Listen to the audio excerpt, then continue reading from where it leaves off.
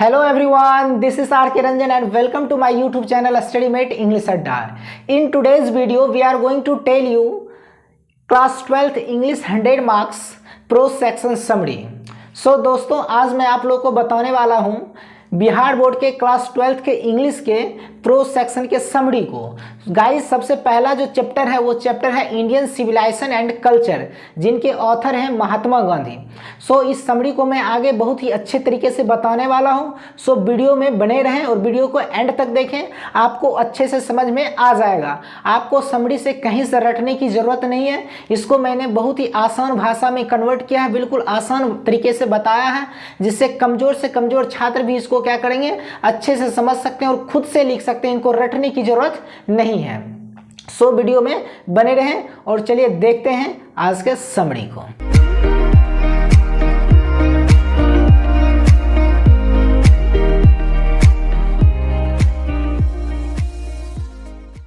So guys, देखिए summary क्या है, Indian civilization and culture. Indian civilization and culture, Indian civilization and culture जो है ये किसके द्वारा लिखा गया है, तो ये महात्मा गांधी के द्वारा लिखा गया है। इंडियन सिविलाइजेशन एंड कल्चर जो है किसके द्वारा, तो ये महात्मा गांधी के द्वारा लिखा गया है। इनके जो ऑथर हैं कौन है, महात्मा गांधी हैं। तो चलिए देखते हैं समरी को।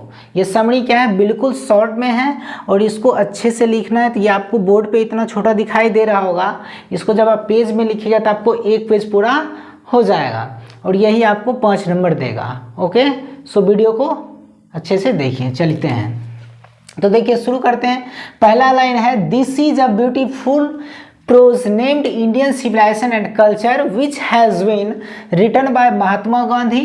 ही was a great and famous writer of English literature. Okay guys, देखिए यहाँ से लेकर के यहाँ से जो फर्स्ट लाइन है और यहाँ तक, ये क्या है, कॉमन लाइन है। ये सभी चैप्टर्स में आएंगे। सिर्फ करना क्या है कि चैप्टर्स नेम और ऑथर्स नेम बदल जाएंगे, बाकी ये सब में कॉमन लाइन है। इसलिए इसको अच्छे से बनाया हूँ ताकि आप लोग को ईजी हो लिखने में। इसमें क्या है, जब भी आप एग्जाम में लिखिएगा तो एग्जामिनर क्या होता है, शुरू का लाइन देखता है। शुरू का लाइन जब आपका अच्छा लिखा रहेगा और बीच में कुछ मिस्टेक्स भी होंगे तो वो नंबर आपको सही से मिल जाएगा। उसको सही टिक करते हुए चले जाएंगे एग्जामिनर जो होंगे। इसलिए गाइज आपको करना क्या है कि शुरू का जो फर्स्ट स्टेंजा जो है उसको अच्छे से लिखना है। तो ये जो लाइन है आपको लिखते लिखते क्या है, ये फर्स्ट का स्टेंजा जो आपको याद कर लेना है। ये क्या है, बिल्कुल सिंपल है। ये सारे प्रोज में या फिर पोएट्री में आएंगे। सिर्फ क्या करना है, पोएट नेम और चैप्टर्स नेम बदल जाएंगे। ओके, तो चलिए देखते हैं। This is a beautiful prose named Indian Civilization and Culture which has been written by Mahatma Gandhi. Okay guys, क्या है लाइन फिर से देखते हैं। This is a beautiful prose named Indian Civilization and Culture which has been written by Mahatma Gandhi. कहने का मतलब क्या हुआ, तो यह एक सुंदर, यह एक खूबसूरत क्या है गाइस, ये खूबसूरत प्रोज है। प्रोज में किस टाइप का है, ये एसे है। क्या है, एसे है। यह एक खूबसूरत एसे है या प्रोज है जिसका नाम इंडियन सिविलाइजेशन एंड कल्चर है। Which has been written by Mahatma Gandhi, जो महात्मा गांधी के द्वारा लिखा गया है। चलिए सेकेंड लाइन है, he was a great and famous writer of English literature. वे क्या है, वे अंग्रेजी साहित्य के महान और प्रसिद्ध कवि थे। कौन, महात्मा गांधी। महात्मा गांधी कौन थे, इंग्लिश लिटरेचर के फेमस और ग्रेट इंग्लिश पोएट थे। चलिए नेक्स्ट लाइन देखते हैं। नेक्स्ट है, he successfully used truth and non violence. Guys, क्या महात्मा गांधी क्या किए थे, ये सफलतापूर्वक सत्य और अहिंसा का प्रयोग करके हमारे देश को आज़ाद करवाए थे। हमारे देश को आज़ाद करवाने में उनका अहम योगदान है, उनका मेन भूमिका है। ओके, और वो क्या थे, successfully use truth and non violence. वो क्या था, बिना लड़ाई झगड़े को देश को आज़ाद करने में उनका महत्वपूर्ण योगदान है। नेक्स्ट क्या है, इन दिस एसे, इस एसे में he described the importance of Indian civilization. यानी इस लेसन में, इस एसे में महात्मा गांधी ने भारत की सभ्यता और संस्कृति के बारे में वर्णन किए हैं। भारत की जो सभ्यता है, संस्कृति है, उनके बारे में क्या किए गाइस, वर्णन किए हैं। नेक्स्ट लाइन है, he says that Indian civilization has kept its basic character very safe till now. Okay guys, तो ये कहते हैं कि भारत का जो है, वो कहते हैं महात्मा गांधी की भारत की जो सिविलाइजेशन है या फिर भारतीय सभ्यता जो है वो क्या है, इनका एक मूल चरित्र है। भारतीय सभ्यता का क्या है, एक बेसिक कैरेक्टर है, मूल चरित्र है, वेरी सेफ्टी लॉ, जो क्या है अभी तक सुरक्षित है। यानी कहने का मतलब क्या है, गांधी जी कहते हैं कि भारत के जो मूल चरित्र है, भारत का जो मेन कैरेक्टर है वो क्या है, ऐसा है कि वो अभी तक क्या है सुरक्षित है। नहीं, जब तक हमारा देश रहेगा तब तक क्या है ये चीज़ सुरक्षित रहेगा। ये ऐसा कौन कह रहे हैं, ये महात्मा गांधी का ऐसा सोचना है, वो अपने इंडियन सिविलाइजेशन कल्चर जो ऐसे है उनमें वो लिखे हैं और बता रहे हैं। ठीक है गाइस, चलिए नेक्स्ट है, it is unique and it can not be beaten in the world. और वो कहते हैं, कौन कहते हैं, महात्मा गांधी कहते हैं कि ये क्या है, यूनिक है, अद्वितीय है, ये सबसे अलग है। क्यों अलग है, क्योंकि it can not be beaten in the world, क्योंकि भारत को या फिर भारतीय सभ्यता को पूरे दुनिया में कभी भी गिराया नहीं जा सकता है। हमारा जो सभ्यता है वो क्या है, सबसे अलग है और अभी तक क्या है सुरक्षित है, और इसको कभी भी किसी भी देश के द्वारा इसको गिराया नहीं जा सकता, हमारी सभ्यता को। नेक्स्ट है, Rome, Greece, China and many other countries left their own ancient civilisation and accepted western civilisation. अब गाइस देखिए क्या है, कह रहा है कि रोम, ग्रीस का मतलब यूनान देश है, Rome, Greece, China and many other country, और बहुत सारे जो कंट्री हैं वो क्या है, left there on ancient civilisation, उनकी जो प्राचीन सभ्यता है उसको वो छोड़ चुके हैं, उसको वो छोड़ रहे हैं, उसको भूल गए हैं, और क्या कर रहे हैं, तो वो कर रहे हैं एंड एक्सेप्टेड वेस्टर्न सिविलाइजेशन, और वो क्या कर रहे हैं, पश्चिमी सभ्यता को अपना रहे हैं। यानी उनका जो प्राचीन सभ्यता था उसको वो भूल गए हैं, छोड़ रहे हैं, छोड़ दिए हैं, और वो क्या कर रहे हैं, अब जो पश्चिमी सभ्यता उसको वो फॉलो कर रहे हैं, उसको वो एक्सेप्ट कर रहे हैं। The Western civilization cannot match it because Indian civilization is full of moral values and it Western civilization। अब गाइस यहाँ पे आपको एक चीज समझ में, वेस्टर्न सिविलाइजेशन क्या होता है। वेस्टर्न सिविलाइजेशन पहले समझ लेते हैं। हमारे एंशिएंट सिविलाइजेशन वो क्या था, पहले ज़माने में क्या था, आदमी कोई भी काम करता था वो खुद से करता था, सेल्फ करता था। जैसे अगर हमको खेत जोतना हो तो वो आदमी खुद से बैल के सहारे जोतता था या फिर कुदाल से खेत को जोतता था। लेकिन अब क्या है कि वेस्टर्न सिविलाइजेशन के अनुसार, वेस्टर्न सिविलाइजेशन में क्या हुआ, आदमी खुद से नहीं करके बल्कि मशीन पे डिपेंड हो गया है, नए नए जो आविष्कार हो रहे हैं उस पर वो डिपेंड हो गया, तो वो होता है वेस्टर्न सिविलाइजेशन। और हमारे जो एंशिएंट सिविलाइजेशन था वो क्या था, मनुष्य के द्वारा खुद से ही सारे काम किए जाते थे, कोई मशीन वगैरह का इस्तेमाल नहीं किया जाता था। ओके, तो देखिए नेक्स्ट लाइन क्या है, the western civilization can not match it. कह रहा है कि जो पश्चिमी सभ्यता है वो हमारी सभ्यता से कभी भी मैच नहीं कर सकता है, कभी भी मिलान हमारी सभ्यता से उसका नहीं हो सकता है। बिकॉज, क्योंकि Indian civilisation is full of moral values and it, यानी कहने का मतलब क्या है, भारत की जो सभ्यता है बिल्कुल ये नैतिक कर्तव्यों से, नैतिक मूल्यों से क्या है बंधा हुआ। हमारी जो सभ्यता है वो नैतिक मूल्यों से चलती है। हमारी जो भारत की जो सभ्यता है वो किससे चलती है, नैतिक मूल्यों से चलती है। जैसे हमारे यहाँ रीति रिवाज है कि अपने से बड़ों को पैर छूना है, ठीक। घर में जो छोटी महिलाएं होती हैं वो अपने से बड़े जो जेंट्स होते हैं उनसे क्या होते हैं, कह सकते हैं कि घूंघट करते हैं। या फिर हमारे यहाँ क्या है, मेहमानों का स्वागत किया जाता है। ऐसे क्या है, बहुत सारे हमारे यहाँ क्या है रीति रिवाज हैं। लेकिन अगर जब आप वेस्टर्न सिविलाइजेशन में चल जाइएगा, चाइना, रोम या फिर अमेरिका वगैरह वगैरह, तो वहाँ पे देखिएगा ये सारा रिस्ट्रिक्शन क्या है, बंधन जो है बिल्कुल नहीं है। वहाँ पे सारे फ्रैंक हैं बिल्कुल, वहाँ पे कोई भी सिविलाइजेशन का कोई भी बात ही वहाँ पे नहीं है। ओके गाइस, सो देखिए नेक्स्ट लाइन क्या कहता है, तो कह रहा है कि एंड द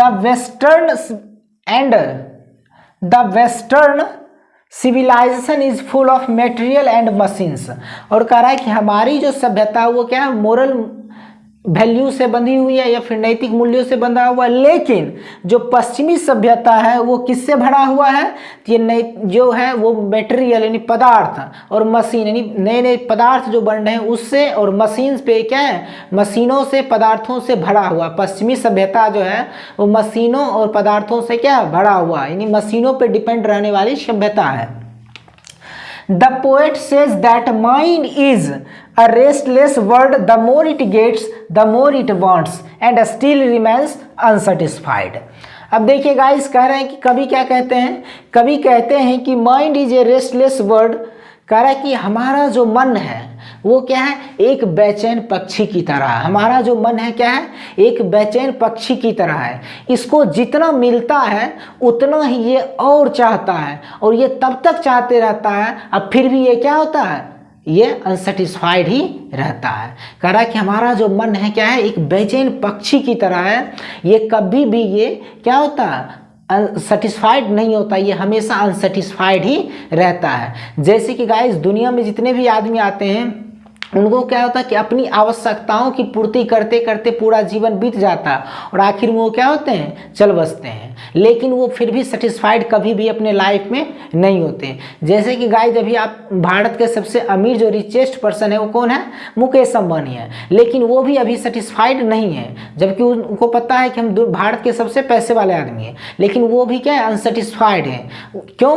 अभी क्योंकि महात्मा गांधी ने क्या कहे हैं, महात्मा गांधी ने कहा है या कहे हैं सॉरी कि mind is a restless word, mind is a restless word, the more it gets the more it wants and still remains unsatisfied. यानी इनको लगता है कि ये चाहते हैं कि मैं कल 2 फैक्ट्रियाँ और लगा लूँ, फिर कल 2 फैक्ट्रियाँ और लगा, ऐसे करके ये क्या इनका इच्छा रहता है कि मैं, और जैसे कि भारत में सबसे अमीर आदमी हूँ तो ये क्या पूरे दुनिया में सबसे अमीर आदमी बन जाओ, ये इनका चाह रहता है। तो इसलिए सेटिस्फाइड नहीं रहते, हमेशा अनसेटिस्फाइड रहते हैं। तो कोई भी व्यक्ति है अपने लाइफ में क्या होता है, कभी भी सेटिस्फाइड नहीं होता, वो हमेशा अनसेटिस्फाइड ही रहता है, ऐसा महात्मा गांधी का कहना है। ओके दोस्तों, फिर देखते हैं नेक्स्ट। कह रहे हैं कि our ancestors did not want to live in cities, यानी हमारे जो पूर्वज थे, हमारे जो एंसेस्टर थे, पूर्वज थे, यानी जो हमारे जो बाप दादा थे, वो क्या शहरों में रहना पसंद नहीं करते थे, वो गाँव में रहना पसंद करते थे। वो गाँव में इसलिए रहना पसंद करते थे क्योंकि वो गाँव से जुड़े हुए आदमी थे, उनको बिल्कुल खुली वातावरण चाहिए था। लेकिन शहरों में उनको खुली वातावरण नहीं मिल पाता था, एक बंद कोठरी में, एक फंदे से जाल में उनको रहना पड़ता था, और वहाँ पे काफ़ी ज़्यादा पॉल्यूशंस होते थे, और वहाँ पे कोई भी आदमी हैप्पी नहीं रहता है। शहर में कोई भी आदमी हैप्पी नहीं रहता, भाग दौड़ भरी ज़िंदगी हमेशा शहरों में बनी हुई रहती है। इसलिए जो हमारे इंसेस्टर थे, हमारे जो पूर्वज थे, वो क्या गाँव में रहना ही पसंद करते थे। ओके, नेक्स्ट देखते हैं। नेक्स्ट है the Indians believe in God, soul, purity, restrictions etcetera. कह रहा है कि हमारी जो सभ्यता है या फिर भारतीय जो सभ्यता है, भारतीय जो लोग हैं वो किस में विश्वास करते हैं, तो भारतीय लोग भगवान में, ईश्वर में विश्वास करते हैं। हमारी जो आत्मा है, आत्माओं में विश्वास करते हैं, शुद्धता में विश्वास करते हैं, और बंधन में विश्वास करते हैं। यानी भारत की जो सभ्यता है या फिर कह लीजिए कि भारतीय लोग जो हैं वो क्या करते हैं, भगवान में, आत्माओं में, शुद्धता में और बंधन में विश्वास करते हैं। बट लेकिन the people of western countries believe in material, human desire, discoveries of things etc। लेकिन जो पश्चिमी सभ्यता के लोग हैं वो क्या करते हैं कि पदार्थों में विश्वास करते हैं। ह्यूमन डिजायर यानी आदमी, मनुष्यों की जो इच्छा है, मनुष्यों की जो चाह है, वहाँ के वेस्टर्न सिविलाइजेशन के जो लोग हैं उनकी जो इच्छा है उन पर वो डिपेंड करते हैं, उनमें वो क्या करते हैं, बिलीव करते हैं। And discoveries of modern thing, और जो नए नए चीज़, जो आधुनिक जो चीज़ें आविष्कार हो रहे हैं, खोज हो रहे हैं, उन पे वो लोग क्या करते हैं, डिपेंड होते हैं, और उन्हीं पे वो विश्वास भी करते हैं। So Indian civilisation is different from others, इसलिए so we can say that Indian civilisation is different from others. इसलिए हम लोग कह सकते हैं कि भारत की जो सभ्यता है ये दूसरे सभ्यता से क्या है, काफ़ी ज़्यादा अलग है, भिन्न है। ओके गाइस, सो लास्ट में लिख देना है so this is a beautiful essay और praise. So this is a beautiful essay. Okay guys, I hope कि आपको अच्छे से समझ में आ गया होगा। अगर आप चाहें तो इसका स्क्रीनशॉट ले सकते हैं। So thank you so much मेरे साथ ये लेसन देखने के लिए। अगर गाइज आप मेरे यूट्यूब चैनल पे नए हैं तो प्लीज़ मेरे यूट्यूब चैनल स्टडीमेट इंग्लिश अड्डा को सब्सक्राइब करें और बेल आइकन को प्रेस कर लें, जिससे नए नए वीडियो का नोटिफिकेशन सबसे पहले आपके मोबाइल स्क्रीन पे पहुंचे। सो फिर मिलते हैं एक नेक्स्ट वीडियो में नए समरी के साथ, नेक्स्ट समरी के साथ। तब तक के लिए take care and bye bye.